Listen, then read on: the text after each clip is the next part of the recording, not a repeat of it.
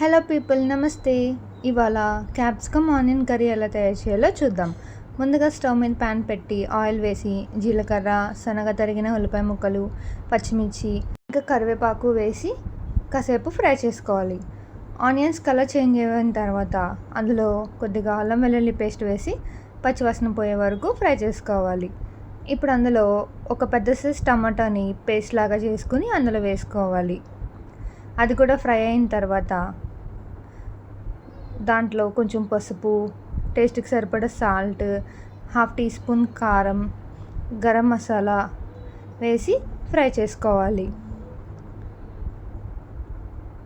మసాలాలన్నీ బాగా ఫ్రై అయిన తర్వాత ఇప్పుడు ఇందులో ముందుగానే నానపెట్టిన జీడిపప్పు, గసగసాలు, నువ్వులు వాటిని పేస్ట్ చేసి ఇందులో వేసుకుని ఫ్రై చేసుకోవాలి.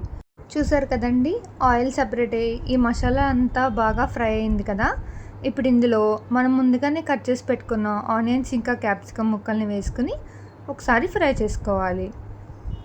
ఇవి కొంచెం సేపు మగ్గిన తర్వాత దీంట్లో తగినన్ని వాటర్ పోసుకొని గ్రేవీ కన్సిస్టెన్సీ వచ్చే వరకు మూత పెట్టి ఉడికించుకోవాలి.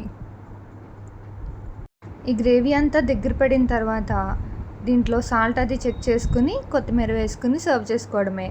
అంతేనండి, ఎంతో టేస్టీగా ఆనియన్ ఇంకా క్యాప్సికమ్ కర్రీ రెడీ. దీన్ని చపాతీలో కానీ, రైస్లో కానీ, వెజ్ పలావ్లో కానీ తింటే చాలా బాగుంటుంది.